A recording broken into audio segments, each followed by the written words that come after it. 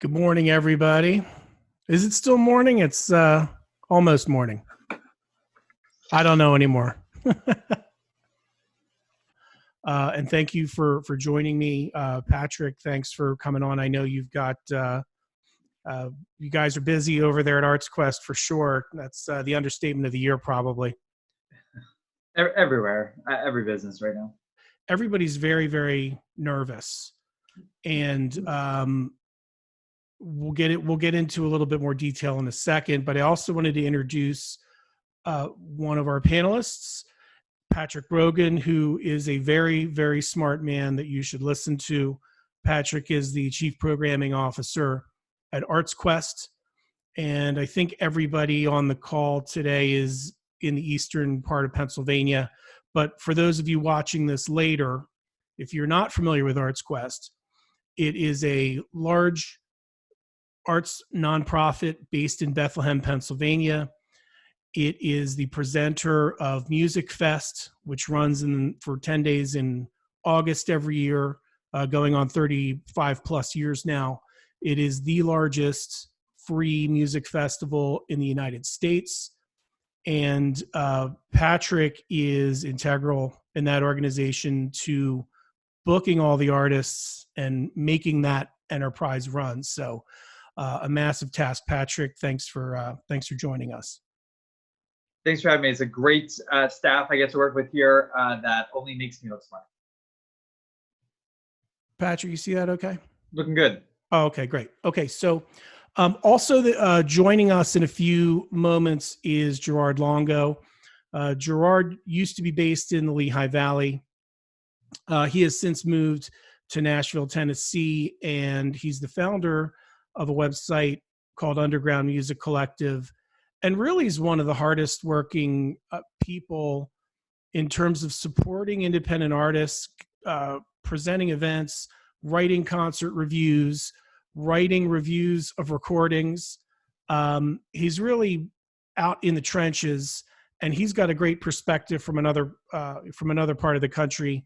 Obviously, Patrick and I are in Eastern Pennsylvania, so it will be good to hear what Gerard has to say when he arrives. So just real quickly, just a few parameters. In 2019, PricewaterhouseCoopers released a study that projected the live music industry to be a $31 billion business annually by 2022. Now, just as with recorded music, there's a long tail, okay? There's a small group of artists that are making the lion's share of that revenue, but there are many, many independent artists, and those are the people I'm really thinking about with this discussion, who are playing at the local pub. They are playing at the local winery. They're doing a happy hour gig from 5 to 7, and then they're playing with their rock band or their blues band from 8 to 12. And the kind of people I'm thinking about with respect to this discussion are those people that are relying on getting 8 to 10 to 12, 15 gigs a month at $100 or $150 a piece to get by. When you're self-employed, as you know, in Pennsylvania and many other states, you're not eligible for unemployment. So if you are self-employed and your job goes away, you're in big trouble. You have to evolve and do something else. You have to find another way to make money or find another livelihood. So what we want to try to talk about is ways that we can preserve revenue from live performance without having to change jobs. Right now, I know it's oversaturation with the news, but right now it's March 25th. I have to look at my watch because we're all working from home and no one knows what day it is. But as of today, we have stay-at-home orders that have been issued by the governors of Pennsylvania, New Jersey, New York, and many other states. I expect we're going to see quite a few more of those. So this has nationwide relevance. I do want to say that based on what I've read of what Governor Wolf has done, I'm not 100% sure the stay-at-home order is enforceable or would withstand a judicial challenge. And I suspect there is some public interest group, whether they're libertarian leaning or perhaps rightward leaning, that may be thinking of filing a court challenge. Do not be surprised if you see that happen in the next week or two, with really the First Amendment guaranteeing the right of peaceable assembly. The government can and can't restrict travel. I mean, that's one thing. If there's a war, if there's martial law, or something bizarre happens like that, which anything now seems possible. But in Pennsylvania, we have a governor essentially telling most businesses to close. So we've never been in this boat before. There are certain powers that are given to the governor under the Pennsylvania Code. However, public health emergency does not cleanly fit into any of these laws. We are completely in uncharted waters. So we'll have to see how this shakes out. Obviously, we've had many festival cancellations and postponements. South by Southwest, Glastonbury, to name a few. The New Orleans Jazz and Heritage Festival, which normally occurs in April, is getting moved to fall of 2020. I read this morning the Tokyo Olympics, I believe, are moving back 1 year to 2021. I haven't seen an official announcement about that, but I think that's what's going to happen. And every major tour postponed, right? Nobody's on the road. Elton John, Foo Fighters, Tool, you name it. So I think the assumption, and Patrick, I'm going to get out of your way in a minute here. No, please. I think the assumption here is at least a year. We are going to be in this mess for quite a long time. And I think anybody that thinks, 2 months and everything's going to snap back to normal, I think you're in for a rude awakening, because even if and when the governor lifts the order, I think there's going to be a large contingent of people that are going to stay at home. And for anybody that's been booking gigs or trying to make a livelihood as a working musician, you know how hard it is to get people out of their houses when they have Hulu, Netflix, Disney Plus. Those really are who you are competing with as a live performer. So clearly the task is, how do you replace live gig income? The clear solution, I think, obviously, and we'll talk a little bit about how to do this, but migrating to online events as rapidly as you can, but monetizing those performances, that's the key. It sounds simple. Well, just go online, play on YouTube or Facebook, post things on Instagram. I mean, that's great, but the trick is monetizing all of that content. So let's pause there, and then I'd like, Patrick, maybe if you wanted to give us your take on where we go from there, that would be excellent. Sure, and I, it's uncharted waters for everyone right now. Venues, musicians, tours, agencies, managers, the music business, and obviously leaders, the world, government. So, given that it's a very fluid, developing situation every day, and that it's, there's no maps for where we are or where we're going. I think I've seen some examples of artists finding some success in monetizing some online gigs. I'm aware of at least one or two companies that are working to build a better, safer, larger platform to allow artists to do that. In the short term, one of the first thoughts I'd offer is what I've seen a lot of is people posting at 4 p.m, hey, I'm going live tonight at 7:30, right? Or I'm I'm going to go live in an hour. I'm going to go live in 45 minutes, right? And I think one of the thoughts that has to be a guiding principle is treat it like a real gig. And that window can short. You might be saying, oh, I have a, Friday, it might be, what is it, Wednesday now. Saturday night, I'm going to be at, X and X bar would be what you'd be saying in regular time. The Corona era, I think you can keep that shorter window, 2-3 days, but I'm talking days, not, sometimes it's minutes, sometimes it's hours that artists are trying to promote a show that you need days still. It's still a gig. And so, and then from that, I think trying to find the right platform to treat it like a gig, like there's a $5 cover at the gig, there's a $10 cover at the gig, there's whatever that cover is at the gig. So it's, and then however we do that, whether it's using Zoom and putting it out, that you have to register and you got to pay on PayPal to get the registration code to see the show, or I know Eventbrite is working on some sort of platform for artists that would require a $15-$20, whatever the artist wants to set the price at to get in, and maybe working with some of the venues that they typically work with that would use it for ticketing platforms. So some of these things are coming. Maybe some of these things never come. But in the meantime, I think my first thought is, the hey, I'm going live in 30 minutes. Even if you're recording it, people like to be apart now more than ever. People are isolated and apart. I think now more than ever, they're looking to connect in some way on a live platform like Zoom or whatever you might be using. Do you see? I mean, I think anybody that's done that, they've put a virtual tip jar. So like if you go on Facebook and in the first comment you drop your PayPal information. I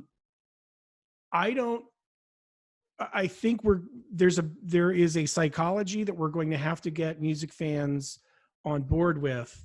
That I know it. First of all, I know everyone's been hurt. Companies are closing.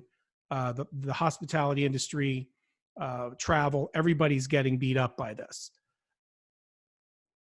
So being sensitive to that, of course, but at the same time, we have to get the psychology of the music consumer, the music fan, to change a bit in terms of, can you send this guy $3 or $5 or whatever it's going to be, and maybe the price point is a bit lower, and hopefully by aggregating a larger number of people together, that you will generate more cash that way. I don't know. I want to say hello. Gerard is with us. Gerard, how are you doing down there? Doing well. Holding up, as best we can. We're all kind of shut in right now, but just trying to make the most of the time at the moment, and just trying to find ways to keep working despite all the challenges right now. We before you joined us, we were just kind of surveying, the general situation, and then Patrick had a few thoughts about what might be happening systemically. Gerard, what are you seeing happen in Nashville? Because you've probably got more performers per capita down there than any other metro area besides maybe New York or LA. Well, right now, I mean, we're really seeing, a couple things. We're seeing people upended by this, number one, because they can't go out and play. They can't go on tour. A lot of projects, a lot of tours, everything's being halted, in that regard. So people are having to scramble, not only in that sense, but a lot of these folks also work the service industry jobs that are out right now, bartending, waitressing, that kind of thing. So you're seeing a lot of people out of work kind of in this twofold way. But by that same token, what we're also starting to see is people who are being resourceful and using their digital presence and figuring out new ways to create with that, new ways to engage their audience and generate income with that. You're seeing tons of people doing live streams with virtual tip jars. You're seeing people really just trying out things that maybe they've been meaning to try and just experimenting with digital platforms in different ways. So there is a lot of challenge here right now. We don't know quite how long this is going to last, but there's also a lot of opportunity for growth and innovation through all of this right now. And that's something that I think is important for all of us to keep in mind, is we all do have the opportunity to grow from this and to learn from this.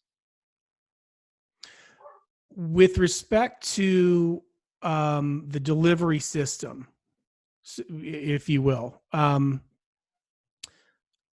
obviously everybody, a lot of people are on Facebook, a lot of people are on Instagram.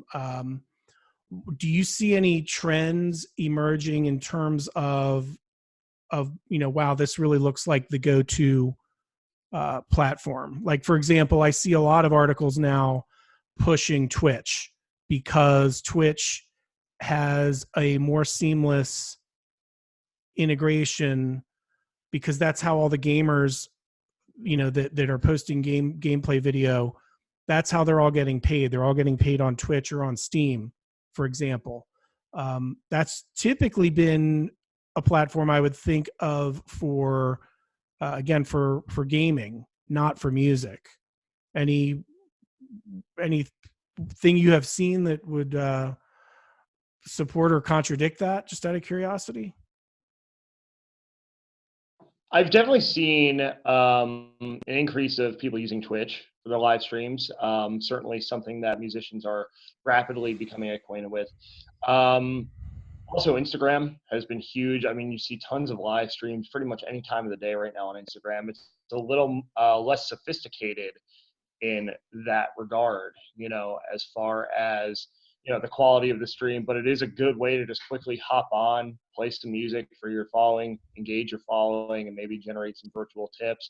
Also, there's been a lot of focus down here on, okay, what other ways can I bring people into the business of what I'm doing? So we've had some people down here also sharing their advice and expertise on how to create a marketing funnel, how to bring people in and help them make purchase decisions as it pertains to music and your merch. So you do have people now kind of forced to look at things from a more business-minded standpoint if they already weren't doing that, and just leveraging different platforms in different ways depending on the strength of the platform. One thing we're doing in Underground Music Collective is we're bringing one of our live events that we usually do at Douglas Corner Cafe to Facebook Live through a partner, AGD Entertainment, this Friday. And we're going to have donation set up for the tornado relief, because we did just have that tornado blow through here 3 weeks ago as well. And, it's a new territory for us, but through the software that AGD has and through the artists and the platform that we have, we're going to work together and hopefully create something that we can carry forward even long after this is over. Yeah. And I apologize for not even asking, the fact that a tornado is not the big story, says quite a lot. And I know that went through the east part of town down there and really displaced quite a few people. Yes, certainly. It's been, a 1-2 punch for us here. Right. As far as, the tornado, and then people, start opening up their businesses again. Certainly not all. Certainly some will take months and months to rebuild physically and recover. But once things start kind of resembling normalcy again, and the community's coming out to help, we're hit with COVID-19. And, it really is this 1-2 punch. It's been really tough on the economy in general here in town, an economy that's been thriving for quite a while. So, but this is a resilient community, and we are doing everything we can to band together while staying at least 6 feet apart as the mandate goes currently, and, it's just something that, I think, we're going to find out if we're strong enough to recover from it. And I think we are. Definitely. It does look like there is a temporary relief package that will be passed today. 1,200 individuals, which will be phased out over $75,000 in income. So it looks like there's some temporary relief in terms of checks that are going to come to everybody in the short term. I think this is a good opportunity, though, to think strategically and to retool your business in terms of, let's have a stronger online presence. and of naturally ArtsQuest is ahead of the curve on this. And Patrick, I was wondering if you could tell us about ArtsQuest at home a little bit, because I think having this, I don't want to say the seal of approval, but having the ability to be under the ArtsQuest umbrella in terms of like promoting certain artists who are live streaming, it really is helpful to the independents. I was wondering if you could tell us a little bit about that. Sure. So as we face what everyone's facing, what we do is connect people to music, to art, to comedy, to cinema, to whatever it is. We're a convener of community in a way here at ArtsQuest. And so, you know, it took all of one conference call with the team to say, with the programming team here, to say, okay, what are we going to do? How are we going to still do what we do? And we came up with this ArtsQuest at Home concept where we wanted to integrate as many different pieces of the business into a resource website. And I'll kind of work my way back to music. And so from visual arts, it was pretty easy to set up a couple of hashtags and add a couple gallery shows we had coming in onto an online gallery. We're working on a virtual First Friday for next week that I think we'll be announcing later this week or early next. And we'll have different elements of what would be a First Friday, all hosted on our site. The movie club started, or the movie group here started a great cinema discussion thing they're doing every other day. You get the assignment a couple days ahead, and you can sign up to be a part of the discussion. Again, allowing a platform like this for people to connect over ideas and cinema and themes and love and loss and life and all that. Comedy, we've been doing a couple live comedy shows on Zoom, stand-up shows, improvised stand-up shows where the audience can give some interactions. I'll tell you that the everybody show your pet moment is a highlight of those shows, and worth tuning in for alone. And then, you know, on the music side, we certainly are by no means a comprehensive resource, but what we wanted to do was continue to be a resource for local and some of our favorite festival or Steel Stacks artists from over time, a resource for that they're doing shows and to be able to push that out. We're an arts presenter, we're a music promoter and concert promoter, and so, you know, this is our way to continue to promote concerts that are happening. We have a form on our website. Anybody can go to it. It's artsquest.org/@home. You can, if you're doing a live stream at home, you can drop your information there, and within 24 to 48 hours, or 24 hours, so we'll get it up on our website. We're updating it multiple times a day with upcoming live streams, and then we're also going out and kind of beyond that, we're curating some of our favorites that we see happening across the music industry. And saying, oh, I saw that the Infamous String Dusters are doing a show every night this week at 8 o'clock. So let's throw this up on our site. We think our audience would be interested in that, or whatever that might be. So there's the, I'll say, local regional music scene that's invited at no charge, obviously, to submit their live stream information. And then beyond that, some additional artists that we're seeing, that the music booking team here is seeing on our feeds and are interested in. I think our audience might be interested in as well. Okay, and I'll put links to everything that you where you want to direct people, or Gerard, you know, where you want people to be directed to that you think would be beneficial for them. I'll post links wherever you see this content, whether this gets uploaded to YouTube or wherever. It will be obvious how you can take advantage of that. Okay, so wanted to really kind of keep this short because I know everybody's working from home and in the middle of their workday.